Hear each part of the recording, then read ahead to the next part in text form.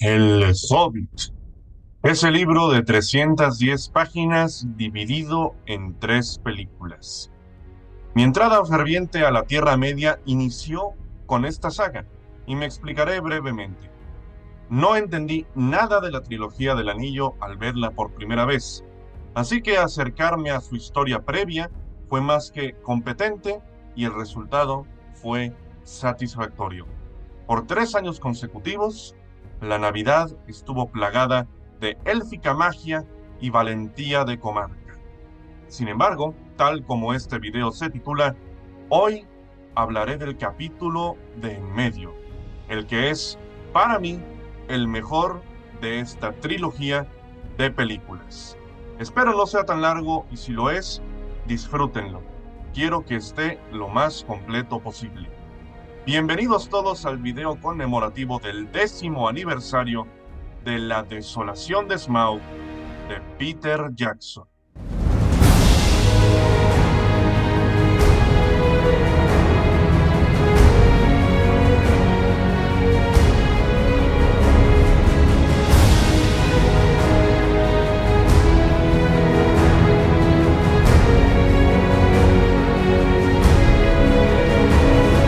Recuerdo ese 2013 como si fuera ayer. Segundo año de secundaria, ya con pleno conocimiento de las películas de Jackson y el lore del mundo creado por J.R.R. Tolkien, y se lanza en verano de aquel 2013 el teaser de una película llamada La Desolación de Smaug. Ese momento de expectativa, espera y ansiedad por una cinta no se volvió a repetir, en mi caso, hasta 2019 con Avengers Endgame o en 2021 con Spider-Man No Way Home, por mencionar un par de ejemplos. Una sensación que, a día de hoy, hace muchísima falta en el espectador con productos de este estilo. Mi entusiasmo con la segunda película de las aventuras de Bilbo Bolsón era enorme y se intensificaba con cada spot de televisión, tráiler o póster promocional que sacaran del largometraje. Honestamente, supieron vender la cinta. Todo se veía fantástico. Absolutamente todo. Era un llamado a la audiencia hacia lugares nuevos por descubrir y una criatura de fuego que enfrentar. Nostalgia es lo que invade al recordar esa época.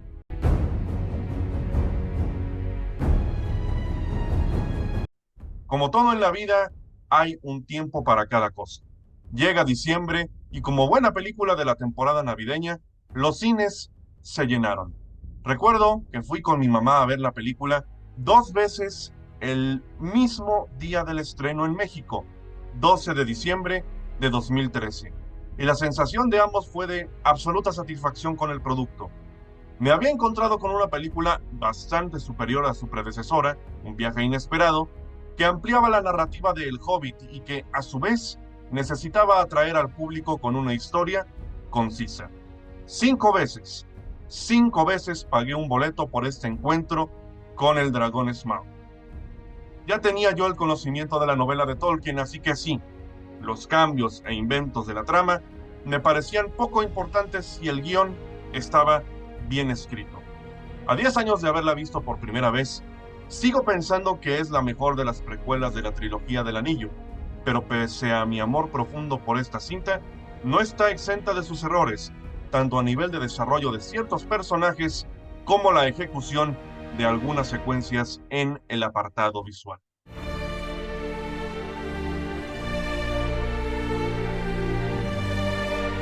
La historia de esta película es, a priori, sencilla. Sin embargo, todas las invenciones y elementos fuera del contexto del libro que fueron agregados otorga mayor complejidad narrativa, tanto para bien como para mal. Del 0 al 100, si empezamos a comparar, la película es 20% fiel al libro. Para no alargar este apartado, la película va de llegar a la montaña solitaria antes del día de Durin y sus últimas luces para tener acceso a la entrada del lugar. De lo contrario, el viaje entero habrá sido en vano. Hasta aquí, todo bien. El libro escrito por J.R.R. Tolkien en 1937 tiene en total unas 310 páginas aproximadamente. ¿Era necesaria una trilogía? No, la presión de los estudios Warner Bros. Sobre los hombros de Peter Jackson era sumamente pesada, lo cual obligó al cineasta ganador del Oscar a implementar ingenio y arreglar el problema como fuera posible. La Desolación de Smaug, así como su sucesor en la trilogía, son las cintas con mayor contenido inventado de la franquicia de la Tierra Media. Pese a ello, en lo que a mi opinión respecta, la cinta medular sale mejor parada que la tercera en términos generales. Así que preparen un pan élfico de lembas porque tenemos bastante campo por cubrir en varios capítulos en este video. Iniciamos con el lenguaje universal del ser humano, la música.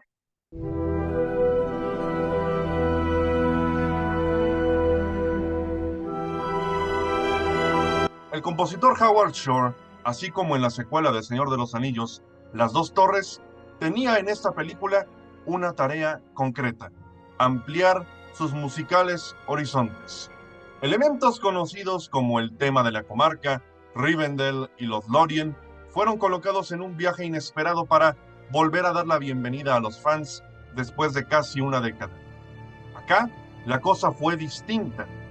Shore, ganador de 3 premios Oscar por La Comunidad del Anillo y El Retorno del Rey a Mejor Banda Sonora y a Mejor Canción por Into the West junto a Annie Lennox, tuvo que componer temas nuevos para las diversas incorporaciones a la saga cinematográfica: El Oso Beorn, El Bosque Negro, Los Elfos del Reino del Bosque, el tema romántico de Tauriel y Kili, el tema individual de Tauriel, el tema de Bardo el Arquero, de la Ciudad del Lago, Gideon Señor del Valle y del Dragón Smaug. Poco no es. This film has the most new thematic material. Everything expands, kind of like Two Towers. It's very much a mystery. The music, it's dark. ¿Consiguió dar en el clavo? A nivel coral, la banda sonora es un avance mayúsculo en comparación a su predecesora en cuanto a temas particulares.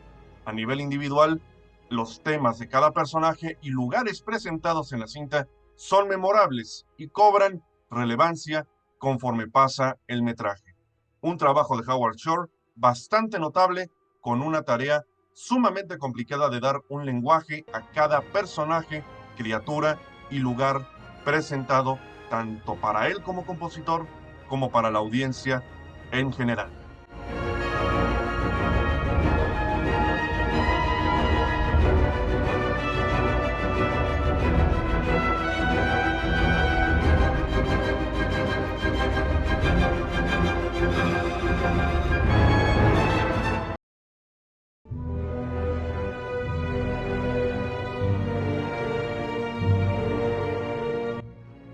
La escena inicial de La Desolación de Smaug es, como podría suponerse en esta franquicia, un flashback. Del punto en el que terminamos la primera cinta, regresamos 12 meses en el tiempo para el primer encuentro entre Thorin Escudo de Roble y Gandalf el Gris. Un encuentro para nada casual. La versión de cines nos plantea la problemática de recuperar la montaña solitaria del poder y las fauces del dragón Smaug, mientras que en la edición extendida se agregan momentos de la desaparición de Thrain, padre de Thorin, en la batalla de Moria, en la cual el líder de los enanos adquiere su apodo de guerra. El enano y el mago intercambian ideas sobre la actual situación de Erebor, la necesidad de recuperar el reino a toda costa y obtener la joya más preciada del lugar, que es nada más y nada menos que la Piedra del Arca, lo que nos lleva al llamado de un saqueador que es el protagonista de esta historia. Una escena breve, pero que otorga contexto a la misión y amplía las razones de tener a Bilbo como miembro del grupo. We thought back, and one of the ideas that we always wanted to do, in fact, it goes right back to the days that Guillermo was directing the movie, which was the notion of the Bree flashback sequence where Gandalf and Thorin meet, which is in the appendices of The Lord of the Rings. But at last there came about, by chance, a meeting between Gandalf and Thorin that changed all the fortunes of the House of Durin and led to other and greater ends beside.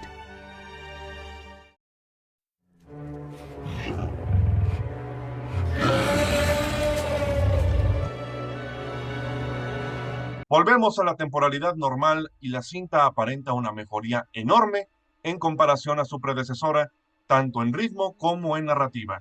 Y aquí es donde entramos a terreno pantanoso en lo referente a Beorn, un cambiapieles que da un breve hospedaje a la compañía de Thorin con sus respectivas problemáticas al momento de recibimiento. El diseño de los aposentos de Beorn otorga un aura hogareño, pero a la vez con la plasmación del peligro que su dueño representa. Usaron escenarios reales para exteriores y el estudio para el interior de la propia casa, con la construcción de elementos en tamaño real, en tamaño aumentado y en tamaño disminuido para que los personajes estuvieran bien implementados en pantalla, producción a escala con cada uno de los elementos y escenarios de la casa del cambiapieles. Standing near was a huge man with a thick black beard and hair, and great bare arms and legs with knotted muscles. Beorn, interpretado por Mikael Persbrandt, es, a mi parecer, un personaje desperdiciado en ciertos puntos. En la edición de cines aparece en una conversación sobre el Bosque Negro y sus peligros, y regresa hasta la tercera parte, un año después, para una transformación de 2 segundos en campo de batalla. En la reseña que hice de esta película, mencioné las virtudes de la versión extendida. Sus 25 minutos adicionales ayudan a determinados momentos que en el libro aparecen, pero que en los cines fueron omitidos. Uno de los beneficiados fue precisamente el cambiapieles, que tiene mayor trasfondo en la versión ampliada, ya que su presentación es similar a la del libro, con cada uno de los enanos introduciéndose ante el anfitrión a priori peligroso, y otorga también consejo del Bosque Negro a la compañía, mientras que posteriormente hace un hincapié a la misión de Gandalf en la colina de la hechicería de Dol Guldur. You don't know if he is your friend or enemy. He is not what he seems. He's quite a dangerous guy, actually. Even in his human form, there is something wild about him. A goblin's head was stuck outside the gate, and a warg skin was nailed to a tree just beyond. Beorn was a fierce enemy.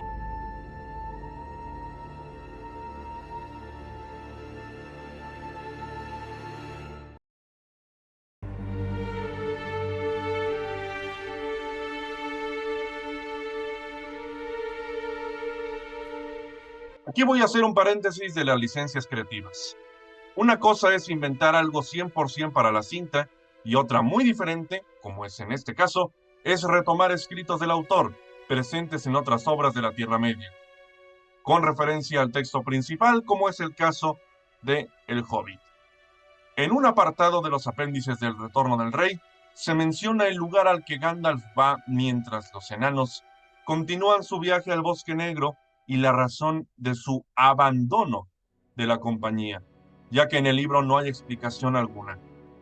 Se va en la página 148 y reaparece 130 páginas después, previo al inicio del conflicto bélico de 5 ejércitos. En casos como este, se agradece el añadido de determinadas escenas. Ahora bien, el agregado 100% inventado. En el Bosque Negro, un apartado bastante fiel a la novela, el grupo se pierde por apartarse del sendero y están dando vueltas sin lograr avanzar. Una cantidad enorme de arañas gigantes, hijas de Shelob, o ella la araña del Retorno del Rey, aparece para obstaculizar el viaje, pero la valentía de Bilbo empieza a relucir cada vez más, y, pese a muchos intentos de neutralizar el ataque arácnido, llegan los elfos del bosque.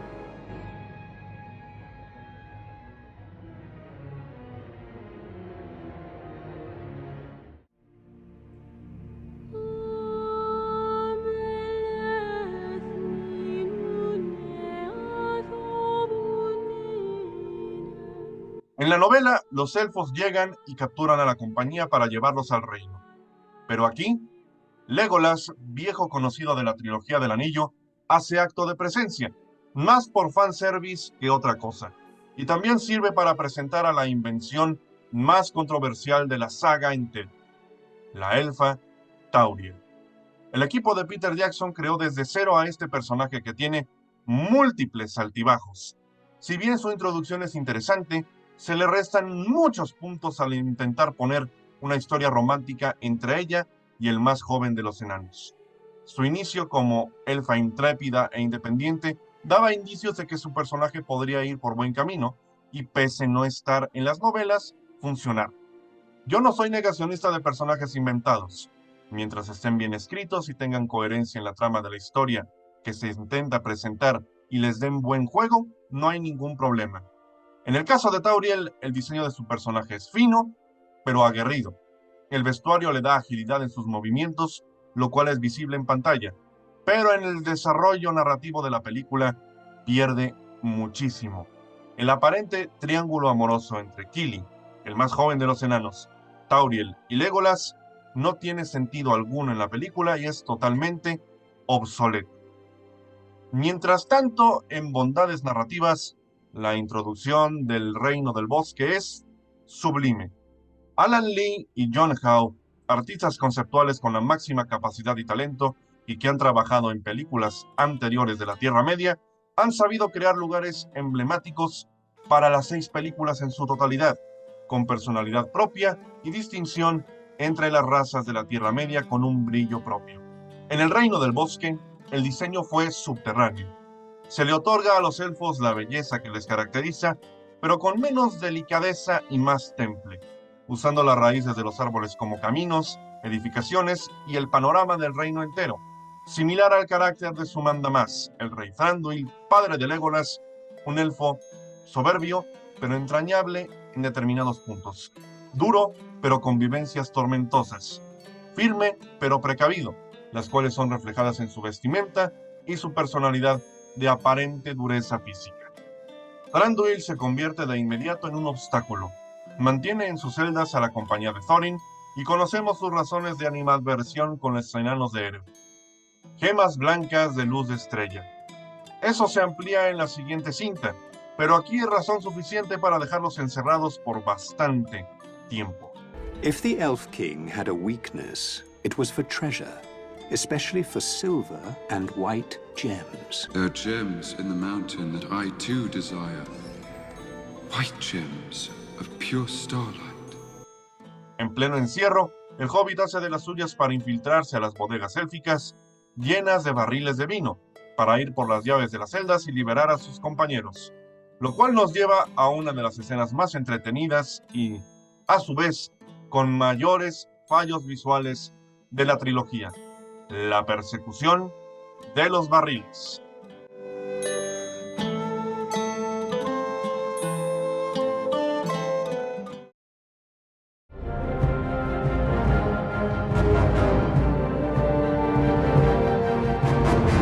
El Hobbit convence a regañadientes a los enanos de meterse a los barriles vacíos y escapar del dominio de Thranduil, lo que ocasiona una persecución de elfos y el conjunto de orcos liderados por Bolgo, hijo de Azog el Profanador, quienes quieren eliminar a toda costa el linaje de Durin.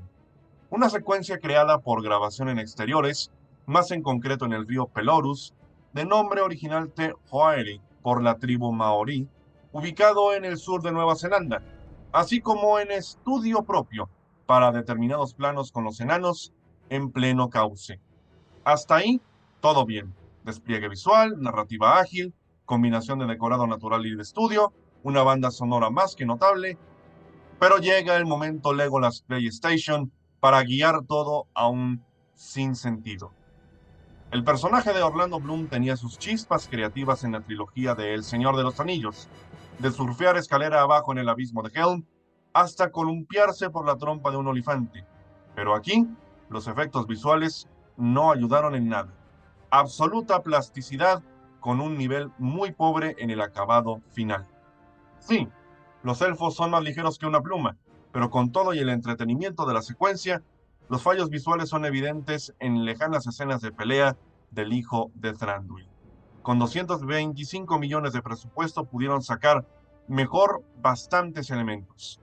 Entre eso, la trama secundaria de un Kili herido por flecha con veneno y la aparente preocupación de una elfa a la que conoció hace 3 minutos, la película, por momentos, parece que conduce a una narrativa secundaria en lugar de enfocarse en lo fundamental: encontrar la entrada a Erebor sin la ayuda del mago Gandalf, el cual tiene de por sí Una misión bastante compleja.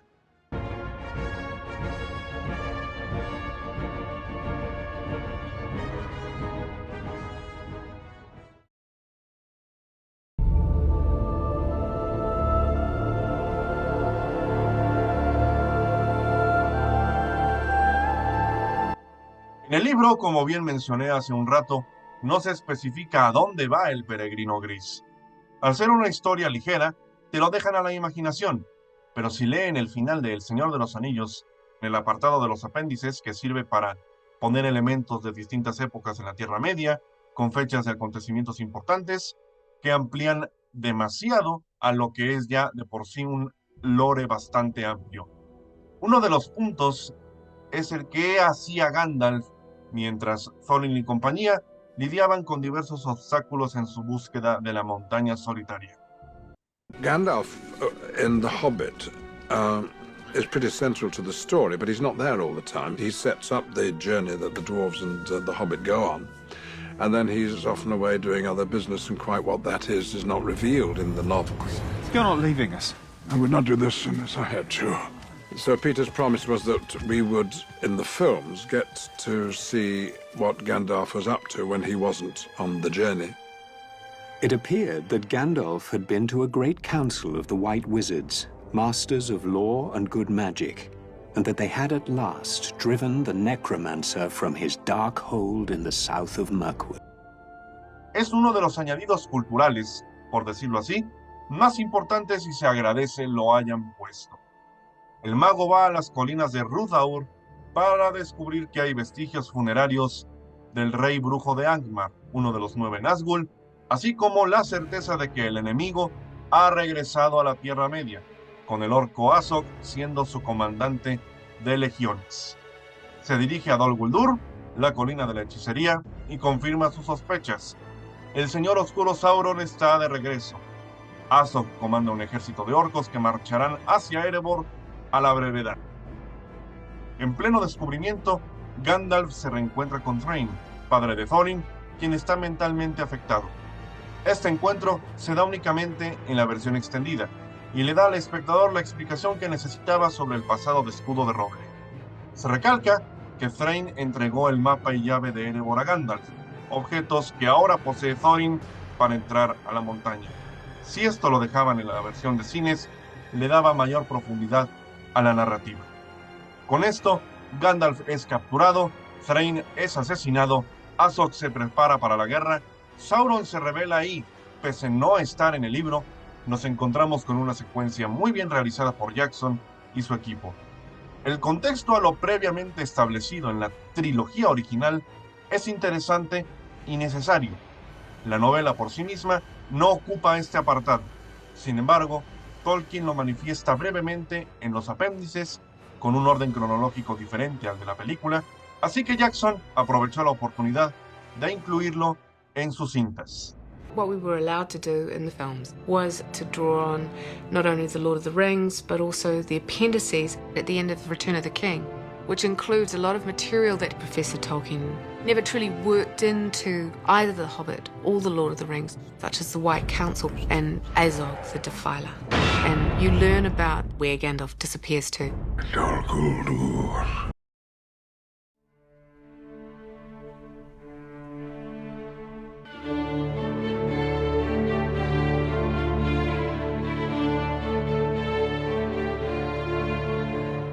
Si algo necesitaba este segundo capítulo era apartarse de lo ya visto en cintas previas para adentrarnos a un territorio desconocido. En la trilogía del Anillo, Las Dos Torres nos introducía al mundo humano, con el reino de Rohan, hogar de los señores de los caballos. De la tierra nos trasladamos al agua. En este episodio medular, Peter Jackson nos presenta la Ciudad del Lago, uno de los puntos mejor trabajados en la trilogía en cuanto a diseño y construcción. Para mí, el lugar más entrañable de estas tres películas. Lake Town, Ciudad del Lago o Esgaroth, era un pequeño asentamiento de hombres en la parte noroeste del lago Largo en Rovanion. La ciudad fue construida enteramente de madera y se levanta sobre pilares de madera hundidos en el lecho del lago Largo, al sur de la montaña solitaria y al este del bosque negro. Y la prosperidad de la ciudad se basó en el comercio entre hombres, elfos y enanos del norte de la Tierra Media. Un territorio sin duda con aires de grandeza perdida en el tiempo. Y la película lo reflejó muy bien. El material extra de la cinta, con 9 horas de contenido adicional, nos lleva al diseño y construcción de esta ciudad, la cual funciona visualmente como una especie de Venecia de la Tierra Media. Tanto a nivel práctico como digital, la también llamada Esgaroth es un deleite en pantalla, y su uso para lo que la trama requiere es muy bien aplicado. We started designing Lake Town as a very Celtic kind of place, and then it became rather more sophisticated. And it's true that the presence of a mayor and this idea of trade quickly pointed to something more like Venice, but made of wood. Así como Aragorn era el héroe humano de la primera trilogía, aquí nos presentan a Bardo, interpretado por Luke Evans, un barquero que recoge los barriles vacíos de los elfos para llevar pescado a toda la comunidad. Un personaje bien planteado, padre de familia, trabajador, venerado en su pueblo cual digno gobernante y con un pasado ligado al dragón Smaug, uno que le cobra factura a través de generaciones, al ser descendiente directo de Gideon, señor del Valle, quien falló en aniquilar a la criatura de fuego. Valle, el pintoresco pueblo del inicio de la historia, es propiamente la desolación de Smaug. A partir de aquí, la película adquiere un tono mucho menos colorido y encaminado a la profundidad de sus personajes, de lo que Thorin representa como leyenda en el pueblo del lago y las historias que se cuentan alrededor de su figura. ¿Será capaz de devolver a Esgaroth su grandeza? ¿El dragón despertará? ¿Qué dice la canción profética sobre Thorin, hijo de Thrain, hijo de Thror? En la película es de la siguiente forma: el señor de las fuentes de plata, el rey de piedra tallada, el rey bajo la montaña, regresará a sus tierras. Y las campanas sonarán con júbilo ante el regreso del rey de la montaña. Pero todo fracasará en tristeza y el lago brillará y arderá. En el libro, la descripción es más amplia. El señor de fuentes de plata, rey de piedra tallada, rey bajo la montaña, regresará a sus tierras. Sostendrán alta la corona, tañerán otra vez el arpa, cantarán otra vez las canciones, habrá ecos de oro en las alas. Los bosques ondularán en montañas y las hierbas a la luz del sol, y las riquezas manarán en fuentes, y los ríos en corrientes doradas. Alborozados correrán los ríos, los lagos brillarán como llamas. Cesarán los dolores y las penas cuando regrese el rey de la montaña. Por detalles como estos, la película crece mucho, pese a sus evidentes defectos. Personajes como Bardo funcionan a las mil maravillas, pero otros tantos no. El gobernador y Alfrid son lo más desechable que uno se puede encontrar, sobre todo Alfrid, y pese a que son dos personajes introducidos como la corrupción andante en el pueblo, su tiempo en pantalla es mínimo y sin contribución mayor a la historia. Su metraje sobra bastante en comparación al resto de elementos en la película. En lo que al diseño de la ciudad del lago se refiere, cada minuto en pantalla es gratificante.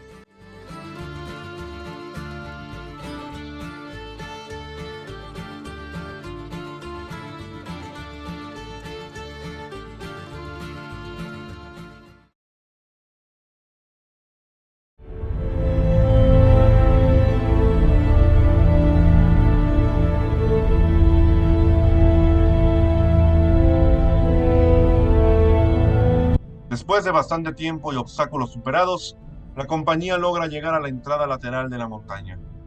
Para encontrar la puerta, la última luz del día de Durin es vital, al ser las entradas de los enanos invisibles al estar cerradas.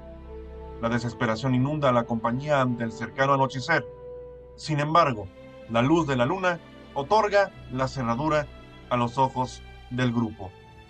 La misión, encontrar la piedra del arca, y el saqueador en turno es el que se adentrará a la mina de oro, con el peligro de despertar al máximo terror de los enanos.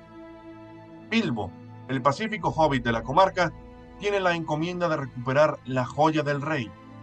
Y así como en la primera película la conversación de Gollum y Bilbo fue lo más destacado, aquí llega el diálogo por excelencia de la trilogía: el hobbit Bilbo y el dragón Smaug, cara a cara entre la riqueza de Erebor. El diseño de los interiores de la montaña fue planificado para mostrar el enorme espacio que los enanos dominaban, así como el recordatorio del profundo amor que esta raza tenía sobre el oro encontrado en su territorio. Peter Jackson y su equipo de producción lograron crear un espacio acorde a las posibilidades de filmación, con elementos físicos en tomas lejanas, mientras que el diseño de la criatura también jugaba un papel fundamental para que el espacio no tuviera dificultad en el apartado digital.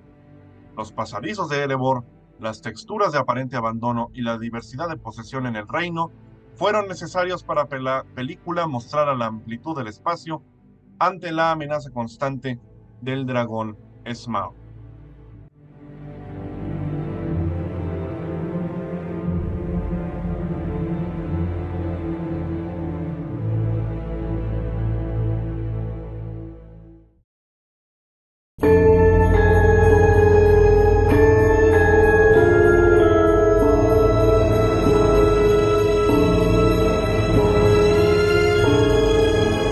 Ante ustedes, el mejor dragón jamás creado para una película o serie.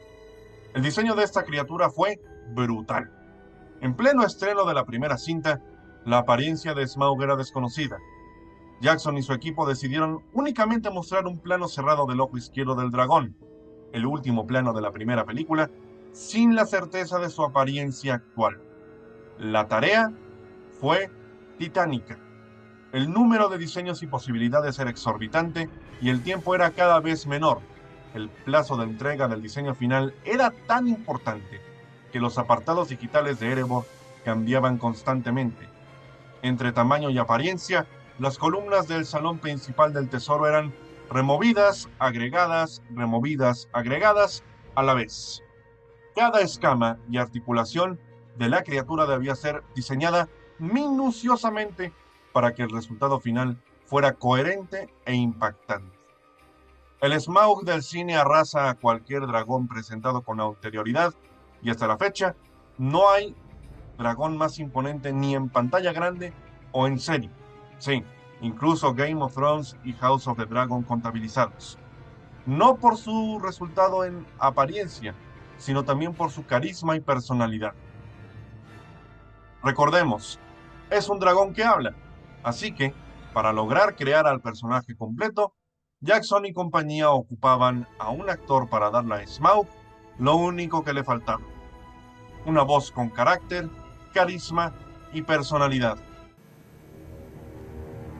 Well, thief, I smell you.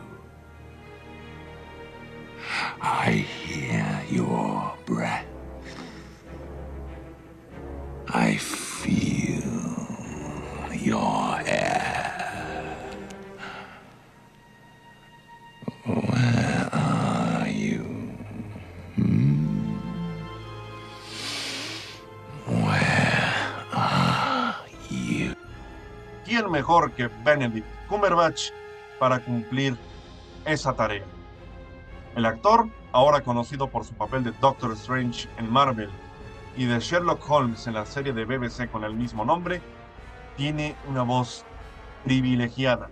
My teeth are swords. My claws are spears. My wings are a hurricane.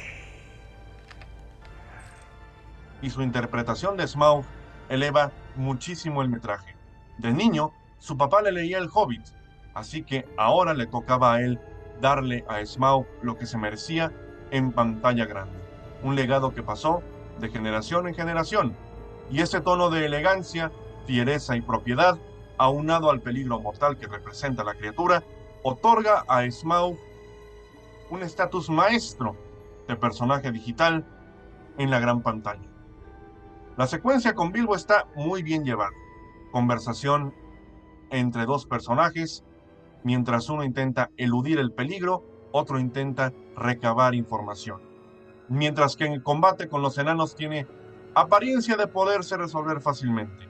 Con que el dragón escupa más fuego del acostumbrado, los 14 miembros de la compañía de Thorin Escudo de Roble quedan rostizados al momento y adiós película. Pero por supuesto que el personaje protagonista no puede morir. Bilbo, en esta y en la posterior cinta, delega ese calificativo de protagonista a Thorin Escudo de Roble, siendo aquí un secundario en su propia película. El final de La Desolación de Smaug es un cliffhanger de sensaciones varias. ¿Podrían haber encontrado una conclusión diferente a la película? Todo lo referente a Smaug volando con furia a la ciudad del lago podría haber quedado como un final adecuado de este segundo capítulo, pero terminar con la frase ¿qué hemos hecho? Fue una decisión, en lo que a mí respecta, acertada.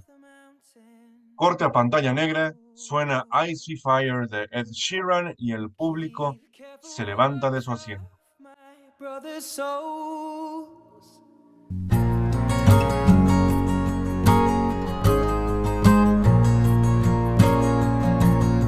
Yo recuerdo haber salido del cine con una enorme satisfacción de querer comprar boleto para verla 1 y 1000 veces. El día del estreno lo hice 2. Y una década después, ese final me provoca la misma sensación de haber visto una película notable, con sus respectivos fallos, pero al final un producto redondo, con el pleno conocimiento de lo que pasa en el libro.